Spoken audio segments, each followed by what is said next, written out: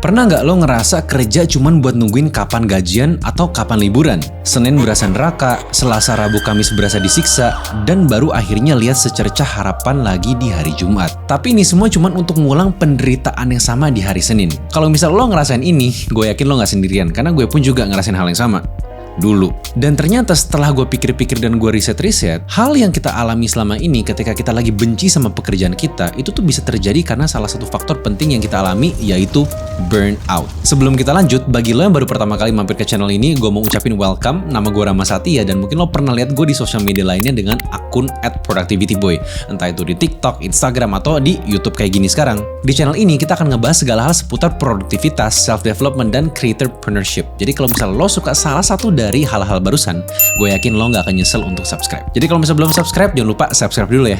Oke, kita lanjut ngebahas kenapa burnout itu bikin kita benci kerja. Tanpa gue sadari, dulu pas gue masih kerja kantoran, gue tuh sering banget benci sama pekerjaan gue. Dan tanpa gue sadari, ternyata setelah gue mikir-mikir, kebencian itu tuh datang dari ketika gue lagi ngalamin burnout. Kalau misalnya lo nggak percaya, dulu gue tuh pernah burnout 3 kali sampai masuk rumah sakit. Karena pas itu gue kerja full time jam 9 pagi sampai jam 6 sore. Gue ada lagi ngerjain skripsi karena itu semester terakhir gue. Sama gue juga lagi fokus untuk aktif di organisasi dalam dan luar kampus. Ya pantas aja masuk rumah sakit 3 kali. Orang gue ngerjain 3 hal yang berbeda bersamaan. Sekarang pertanyaannya, kenapa kalau misalnya kita burnout, kita tuh jadi benci sama pekerjaan kita? Dalam psikologi, fenomena ini adalah yang kita sebut sebagai classical conditioning. Dikembangkan oleh seorang psikolog Rusia bernama Ivan Pavlov di abad ke-20. Mungkin lo pernah denger sama eksperimen ini, di mana si Pavlov ini tuh punya anjing, dan setiap kali dia mau kasih makan anjingnya, Pavlov selalu membunyikan sebuah lonceng. Normalnya, anjing ini tuh akan berliur tiap kali kalau dia hanya melihat makanan. Tapi setelah sering kali Pavlov membunyikan lonceng dan memberikan anjing itu makanan, anjing dia mulai terkondisikan dan mulai mengasosiasikan bunyi lonceng tersebut sebagai tanda makanan datang. Walaupun kalau misalnya di masa depan si Pavlov ini bunyiin lonceng tanpa ada makanan, si anjingnya itu tuh pun bakal ngira ada makanan dan dia akan tetap berliur. Ini semua bisa terjadi karena ada asosiasi tersebut. Kita tuh sebagai manusia juga gampang mengasosiasikan hal-hal dan pikiran kita yang bisa membuat kita mendapatkan efek yang mirip dengan anjing Pavlov barusan. Manusia ngerasa burnout tuh juga mirip, alasannya seperti ini. Dimana kerjaan itu awalnya kayak makanan dan stres itu kayak lonceng kita. Walaupun awalnya mungkin kita senang dengan kerjaan kita, karena keseringan stres, otak kita malah jadi nggak sengaja mengasosiasikan kerja sama dengan stres. Dan dari sini pun, karena udah ada asosiasi ini, kita jadi benci sama pekerjaan kita. Kalau misalnya ini sedang terjadi sama lo, bisa aja lo tuh burnout karena kebanyakan stres dan stresnya ini tuh berkepanjangan. Sekarang gue ingin share 4 trik yang bisa memanipulasi diri kita masing-masing supaya bisa enjoy dengan pekerjaan kita dan semoga jangan sampai burnout ya. Jadi ini dia 4 trik manipulasi diri buat terus semangat dan senang kerja. 1. Positive reinforcement. Positive reinforcement atau dorongan positif itu penting untuk membentuk mindset yang positif terhadap kerjaan.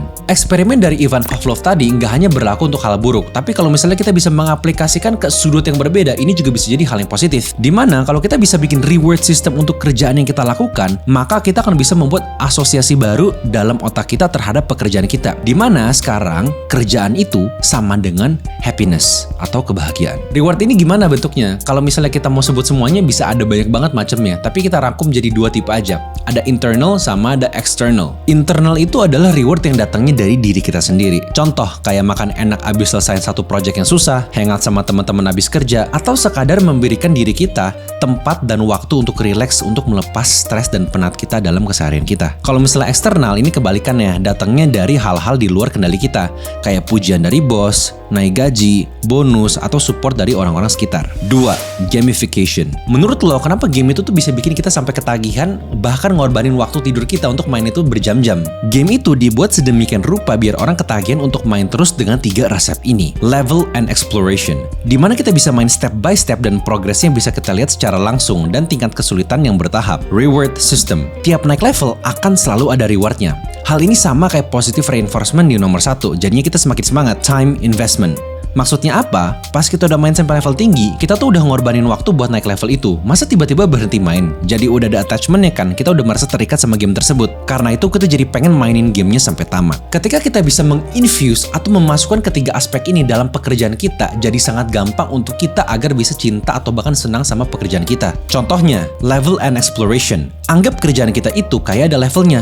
Makin kita jago ngerjainnya, makin kita dapat tanggung jawab yang lebih bagus ketika kita udah naik level. Reward system. Kita bisa terapin teori positive reinforcement lagi di sini, di mana setelah kita selesaiin sesuatu, kita bisa kasih diri kita sendiri self reward dengan hal yang kita suka. Time investment. Well, selama nggak berpikiran pindah industri, coba pikirin deh udah berapa lama kita berkecimpung di sini.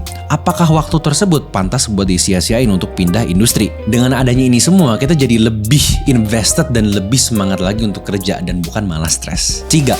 Planning sama dengan winning. Masih tentang soal game dan kerjaan nih. Coba bayangin kita lagi mau tani catur atau main strategi games lainnya. Pasti bakal mikirin dulu, nanti kemana gerakin pionnya, rajanya kemana, bentengnya kemana, agar kita bisa menang. Bener kan? Minimal kalau misalnya kita nggak mikirin 10 langkah ke depan, at least 2-3 langkah dulu deh kita udah pikirin. Jadi mindsetnya di sini adalah nanti gimana, bukan gimana nanti. Kalau kita bener-bener mau sukses dalam kerjaan atau hal lainnya, kita harus merencanakan cara menangnya dari awal. Seorang Grandmaster catur itu jago main catur bukan karena bisa beradaptasi terhadap gerakan lawan di saat itu juga, tapi gimana dia bisa memikirkan dan merencanakan 10 langkah ke depan untuk menang atau checkmate. Kalau misalnya kita ngomongin catur, keseruan dari catur itu kan dari kita berpikirnya gimana kan? Dimana dengan kita berpikir dan merumuskan masalah yang ada di kerjaan kita, langkah yang harus kita ambil dan membuat planningnya gimana, kita sebetulnya udah mencapai 50% progres dari kerjaan tersebut. Dan tentunya pada akhirnya nggak akan ada rasa yang paling satisfying atau memuaskan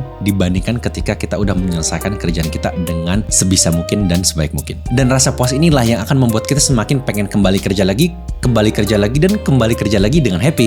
Dan yang terakhir nomor 4 yaitu flow state. Buat followers lama @productivityboy pasti udah nggak asing sama konsep yang namanya flow state. Bahkan gue pribadi udah bikin course yang juga menginclude materi tersebut di dalam course-nya, yaitu Flow Zone Blueprint. Jadi kalau misalnya lo mau bisa selesai kerjaan 24 jam hanya dalam 3 jam, coba deh cek course ini. Gue yakin lo akan bisa jadi semakin produktif dengan instan. Tapi bagi lo yang belum tahu apa itu flow state, sini biar gue jelasin lagi. Flow state atau being in the zone adalah sebuah kondisi di mana kita lagi ada di peak productivity kita dengan fokus semaksimal mungkin. Bahkan saking fokusnya, waktu rasanya berjalan begitu cepat dan gak kerasa. Kerjaan tanpa kerasa tiba-tiba ya kelar aja gitu. Dimana ternyata ada satu penelitian yang bilang kalau misalnya kita bisa masuk flow state dalam pekerjaan kita, maka kita akan bisa lebih happy. Kenapa? Karena untuk bisa masuk ke flow state, kita harus enjoy dulu. Bapak dari flow state yaitu Mihai Csikszentmihalyi pernah bilang, flow state itu adalah kunci kebahagiaan, dimana kita jadi merasakan pengalaman hidup sepenuhnya dan memegang kontrol sama diri kita sendiri. Sekarang mungkin lo bertanya, gimana cara kita bisa masuk ke dalam flow state? Sebenarnya gue udah jelasin ini secara detail di course gue, yaitu Flow Zone Blueprint. Tapi supaya bagi lo yang belum punya course yang bisa ngerti juga, gue jelasin sedikit di sini ya. Yang perlu kita lakukan adalah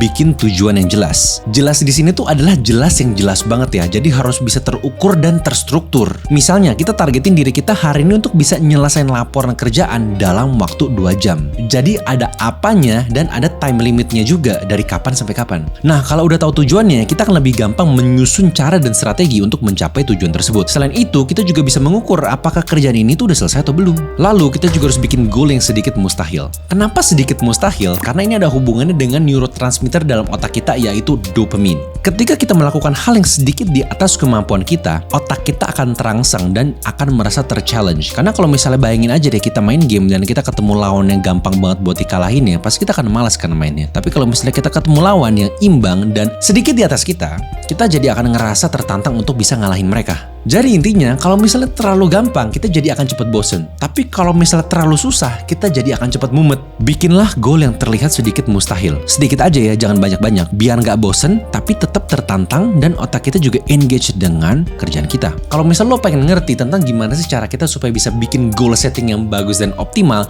dan anti gagal, coba deh tonton video gua yang ada di sini. Dan yang terakhir yang sering kita salah lakukan adalah jangan pernah multitasking. Multitasking is a myth. You're not doing 2 things at once, but jumping back and forth from one thing to the other. Multitasking itu bukan tentang ngerjain 2 hal sekaligus, tapi dalam multitasking kita jadi memecah fokus kita ke 2 hal yang sekaligus. Pada nyatanya dan realistisnya otak kita tuh hanya bisa fokus ke 1 hal dalam 1 waktu. Jadi ketika kita memecah fokus kita ke 2 hal atau mungkin lebih banyak hal yang berbeda, ini akan membuat otak kita justru jadi nggak bisa fokus, bukannya produktif. Kalau misalnya nggak percaya, berdasarkan riset dari American Psychological Association, ditemukan bahwa pas kita ngerjain 2 hal bersamaan, fokus dan otak kita tuh terbagi. Hasilnya, kita bukan jadi lebih produktif, tapi kita malah jadi membutuhkan waktu yang lebih lama untuk menyelesaikan kedua hal tersebut. Bukannya sekali dayung 2-3 pulau terlampaui, malah dayung belok sana belok sini sampai tahun depan kapan juga kagak nyampe-nyampe ini mah. Oleh karena itu, dengan kita fokus hanya untuk menyelesaikan satu hal dalam satu waktu, kita akan bisa masuk ke flow state.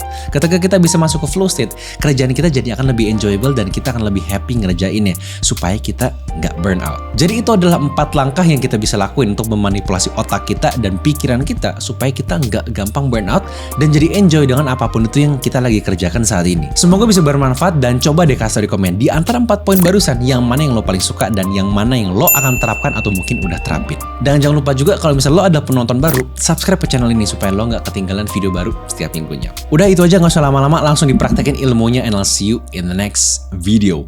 Let's get it!